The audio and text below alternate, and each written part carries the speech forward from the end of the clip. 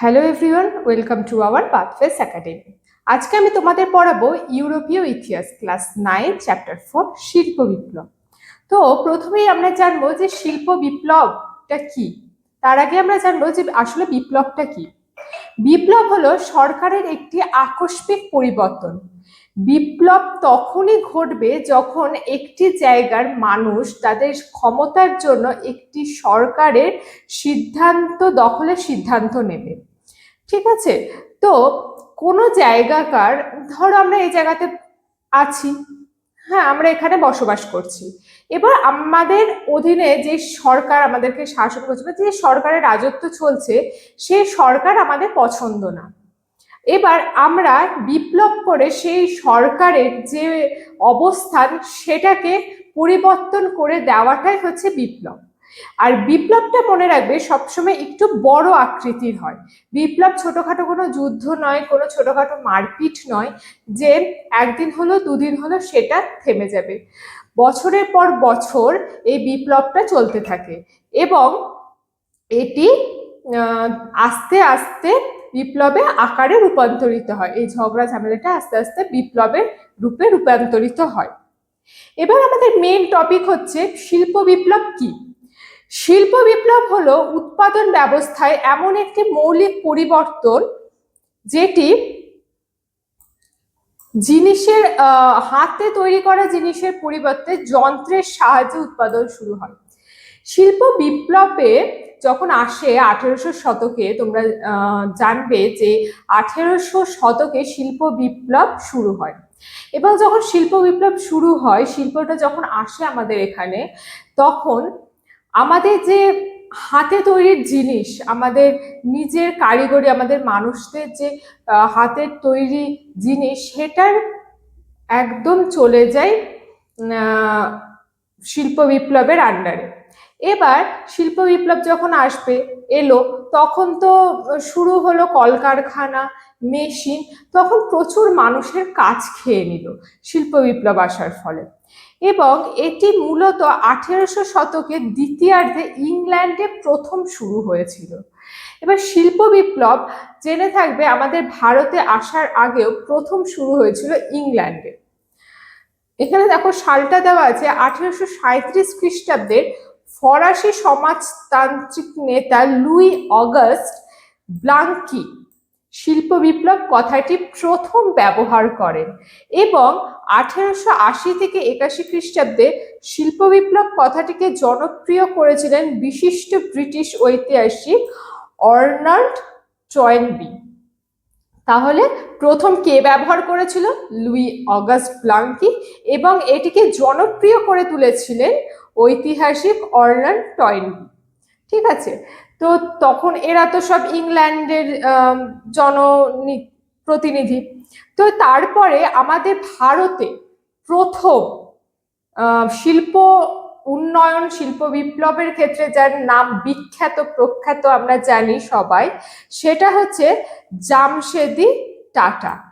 তো টাটার নাম তো তোমরা অনেকেই শুনেছো। এখন খুব বর্তমানে এবং আগেও টাটা নাম, টাটা কোম্পানি, টাটা কার, টাটা সমস্ত কিছুই আমরা ব্যবহার করেছি এবং ইনি খুব প্রখ্যাত একজন মানুষ আমাদের ভারতবর্ষে শিল্প বিপ্লব তৈরি করার ক্ষেত্রে।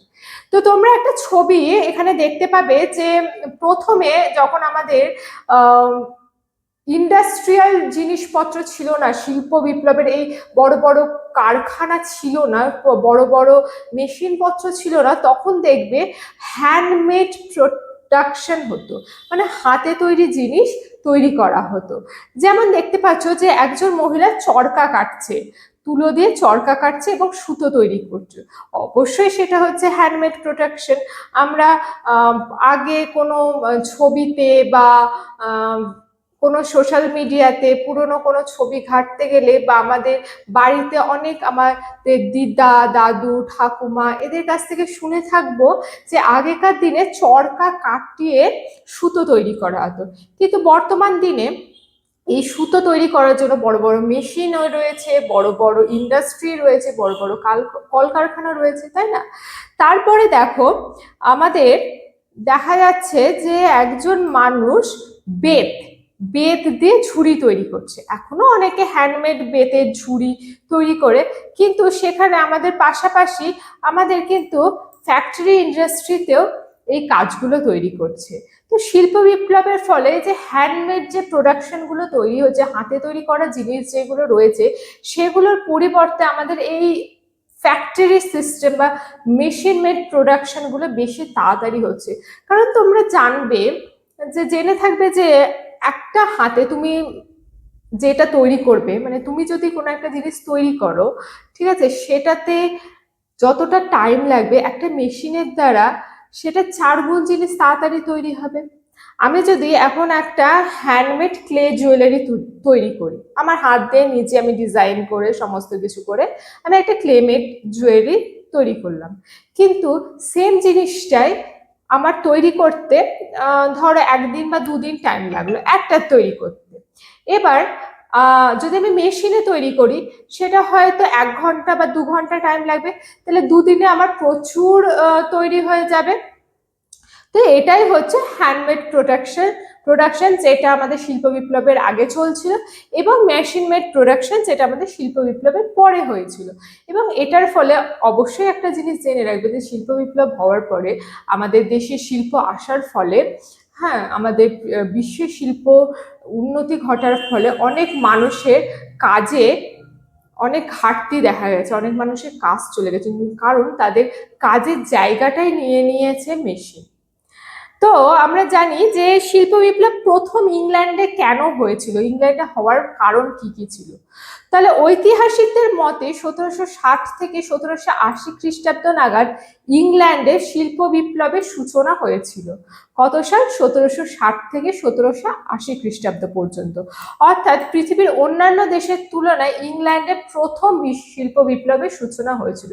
তার কারণ কি ছিল? তার কারণ ছিল অনুকূল পরিবেশ।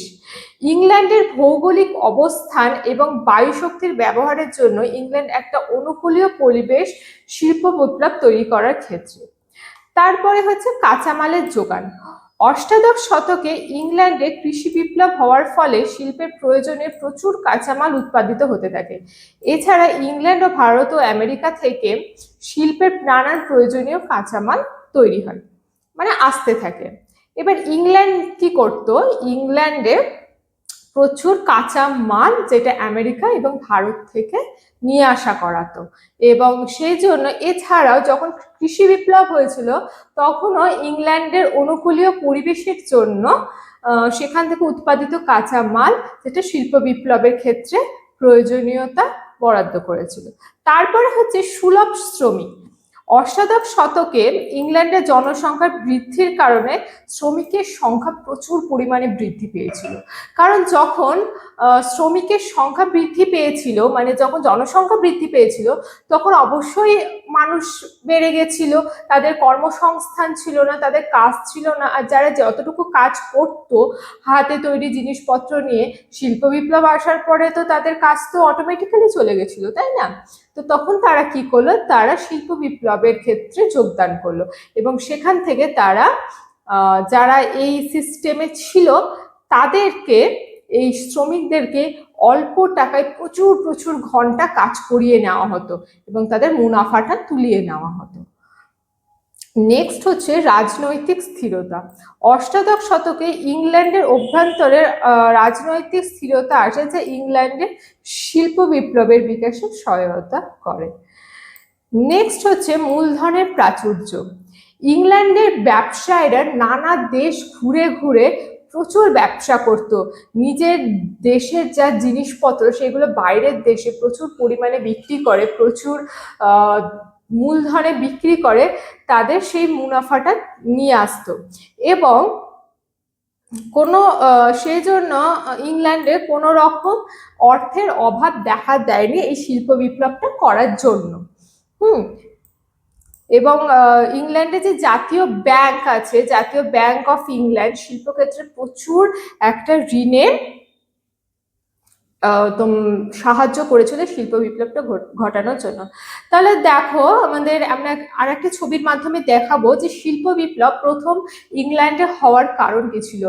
যে প্রচুর পরিমাণে এখানে কয়লা উৎপাদন হতো, প্রচুর মানে এখানকার আবহাওয়া জলবায়ু এমন ছিল, বা এখানে জায়গাটা ভৌগোলিক অবস্থানটাই এমন ছিল যে যেখানটা করে প্রচুর লোহা উৎপাদন করা যায়।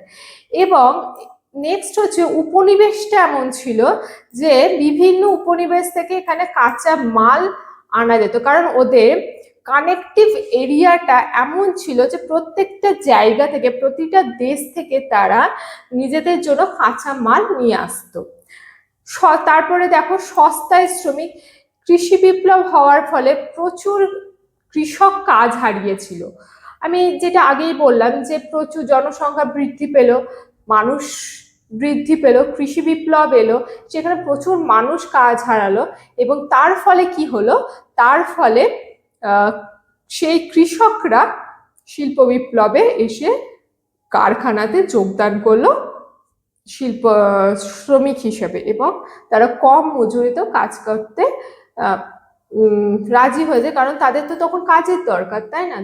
তাদের যদি কাজ না থাকে তাহলে তাদের ফ্যামিলি চালাবে কি করে, তাদের সংসার চালাবে কি করে? সেই জন্য তারা খুব অল্প টাকার বিনিময়ে 16, 17, 18 ঘন্টা কয়লা খনিতে অন্যান্য কারখানাতে কাজ করতে রাজি হয়ে যায়। তারপরে হচ্ছে রাজনৈতিক স্থিতিশীলতা। ইংল্যান্ডে দীর্ঘদিন সময় ধরে স্থিতিশীল সরকার শান্তভাবে বিরাজ করেছিল। একটা টাইমেই একটা সরকার বহু দিন ধরে বিরাজ করেছিল, এবং যার ফলে কোনো অপোনেন্ট পার্টি সেখানে ছিল না যে আমি তোমাকে বলবো যে এটা হচ্ছে না ঠিক, ওটা হচ্ছে না ঠিক, তাই না? একটা সরকারি শান্তিভাবে বহু বছর তাদেরকে রাজত্ব করে গেছিল, এবং সেই জন্যে শিল্প বিপ্লব হওয়াটা এত সফল হয়েছিল ইংল্যান্ডে।